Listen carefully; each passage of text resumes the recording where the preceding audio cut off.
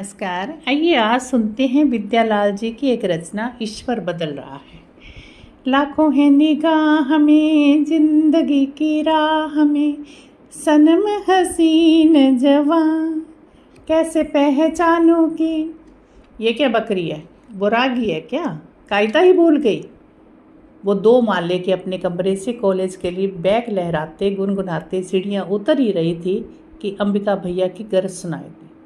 उफ, ये भैया भी ना हमेशा मूड का कचरा करने को जाने ऐन वक्त कहाँ से आ जाते हैं।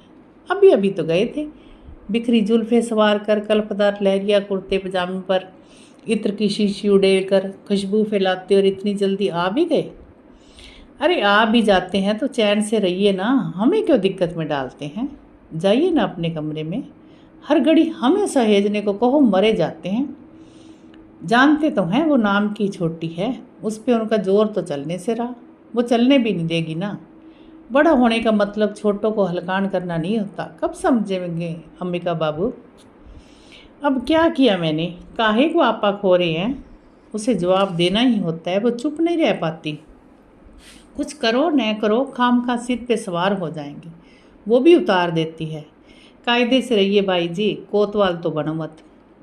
काहे को पूछती है, काहे को, ये लाखों है निगाह में का क्या मतलब है। ये फिल्म नहीं है, जिंदगी है, एक ही मिलेगा और पहचानने की बिल्कुल भी ज़रूरत नहीं। कोशिश भी मत करना, हम लोग जहाँ चाहेंगे कायदे से चुपचाप चली जाना। लड़की हो लड़की, उड़ो मत। अरे काहे को उसके मुंह में लग रहा है बड़े, अब क्या किया उसने। बाई जी की ऊंची आवाज़ के पीछे अम्मा भी नीचे आ गई। अभी तो कुछ नहीं किया, कुछ नहीं हुआ, पर जब हो जाएगा तब मत रोना खानदान को। इसके यही ढंग रहे तो कुछ ना कुछ होकर ही रहेगा, समझी। अरे हुआ क्या बताना, सुबह से घर में है, रसोई में मदद की, पढ़ाई की, अब कॉलेज जा रही है। नहीं नहीं, हीरोइन बन रही है, हीरोइन बनकर कॉलेज। उफ, ईश्वर ने ही सुंदर बनाया है, इसमें उसका क्या कसूर। ढंग के कपड़े भी ना पहने, कपड़े पहनकर हीरोइन बन जाती है क्या कोई, इतना आसान है क्या। बिल्लों को नहीं देखता, 100 जतन करने पर भी लड़की की शादी नहीं हो रही। हमारा ज़माना नहीं रहा, अब सबको हीरोइन ही चाहिए। उसे अम्मा पर भी तरस आ जाता है, वो अम्मा के गले लग जाती है।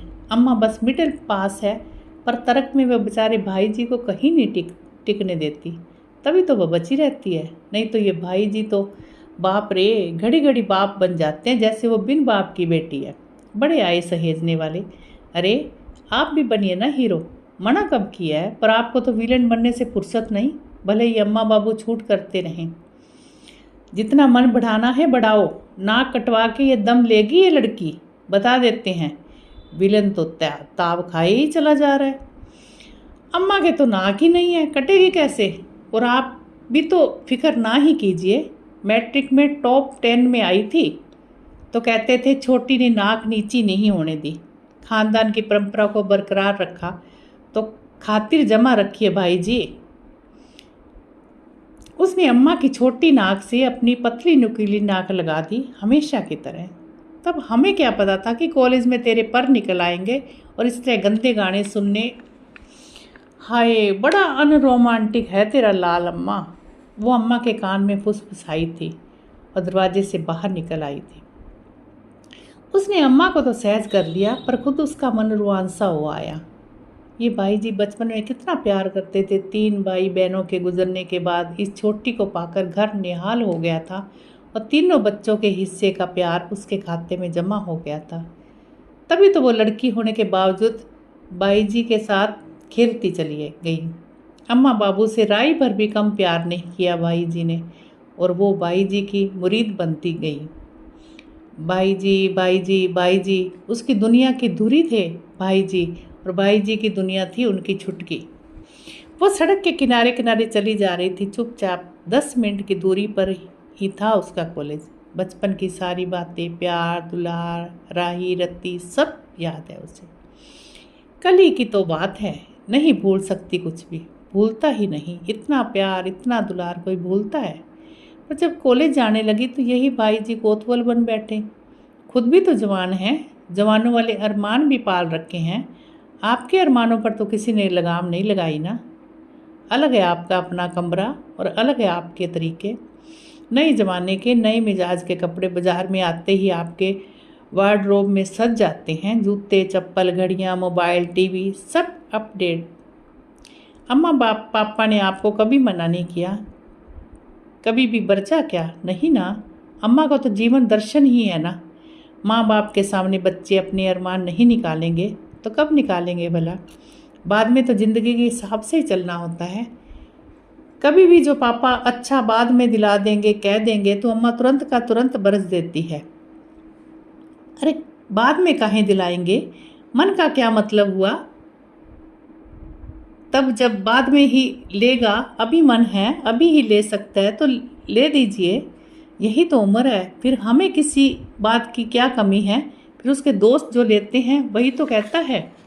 बस तभी तो अपने कमरे को अपने ढंग से सजाया भी है और खुद भी सजे संवरे निखरे निखरे रहते हैं। तो फिर एक उसके लिए 18वीं शताब्दी के नियम कैसे याद आ जाते हैं? बाल कस के बांधे, कपड़े ढंग से पहनो, जोर से मत बोलो, ठाक के क्यों लगा रही हो, ये नहीं चलेगा। बाप रे बाप, अम्मा पापा जो नहीं होते तो आपने तो मेरी जान ही निकाल देनी थी। लड़की हो, लड़की हो। अरे कितनी बारी कहोगे भाई जी, लड़की हो तो बेवकूफ़ तो नहीं ना। और ना ही कोई गुनाह किया है हमने आज तक।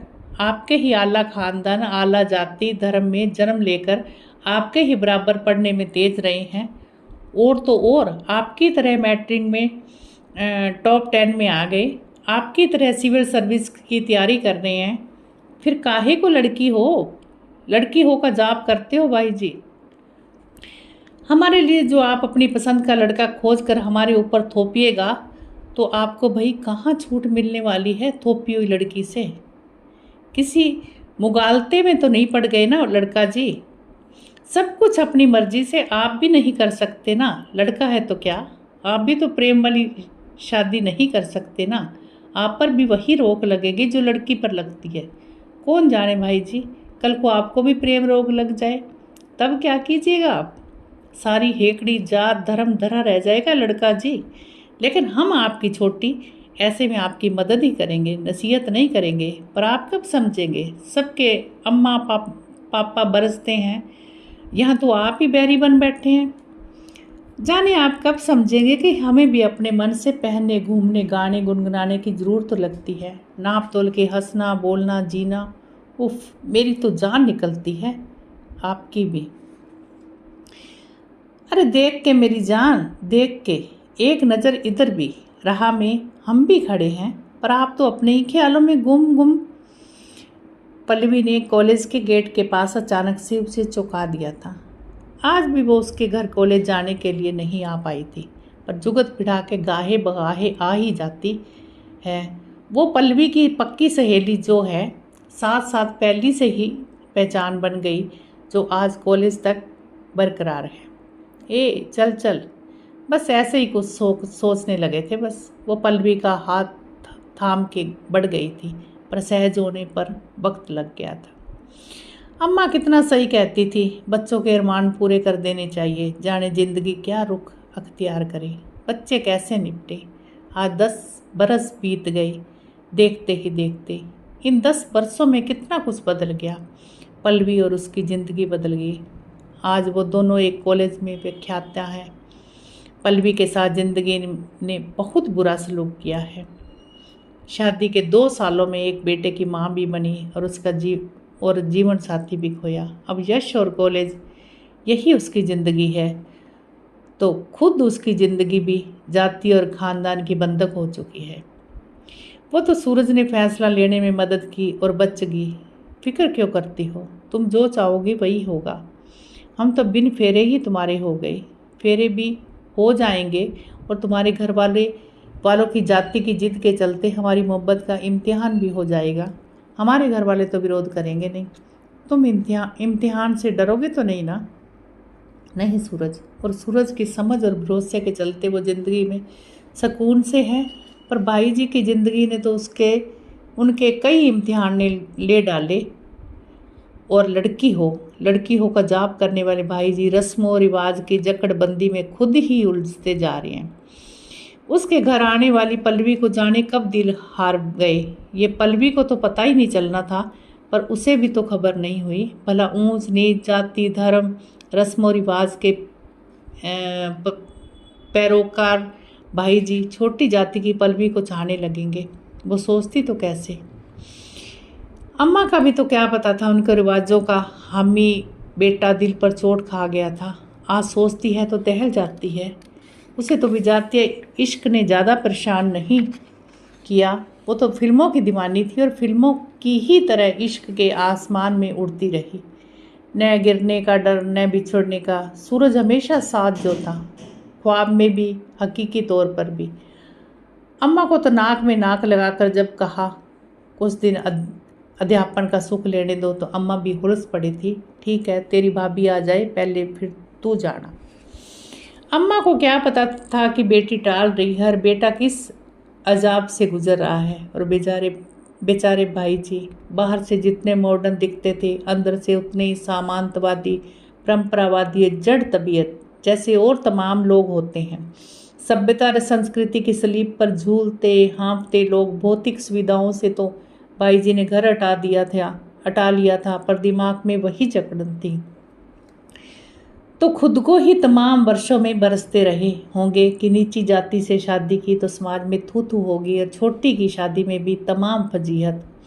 पर उसने तो बाद में साफ साफ जब कह दिया कि वो विजातीय सूरज के सिवा किसी से शादी नहीं करेगी और अपने कॉलेज में पढ़ाने वाली दीपा गांगुली और रुचिरा गुप्ता की तरह बिना शादी के खुश रहेगी, तो अम्मा पापा ने थोड़े दिन और देख लो, फिर जैसा कहोगी हम वही करेंगे। कभी किसी बात को मना किया है अपनी लाडों को, कह के भाई जी की शादी की जुगत में लग गए। वो भी भाई जी की कैफियत के अनजान भाभी की जिद पर अड़ गई थी। आखिर एक दिन भाई जी उसकी गोद में सिर रख कर फपक पड़े थे। हम हार गए छोटी, हम हार गए। हमें भी प्यार हो गया, हम कभी शादी नहीं करेंगे। हम उसे नहीं भूल पाते। बहाने बना बना कर थक गए। उसने भाई जी को रोने दिया और खुद भी भाई जी के लिए रोती रही। उसने क्यों नहीं सोचा कभी कि भाई जी को भी प्यार हो सकता है। वो भी प्यार की खातिर बहाने गढ़ रहे थे। सोचती भी कैसे भाई जी और प्यार। वो कौन थी भाई जी?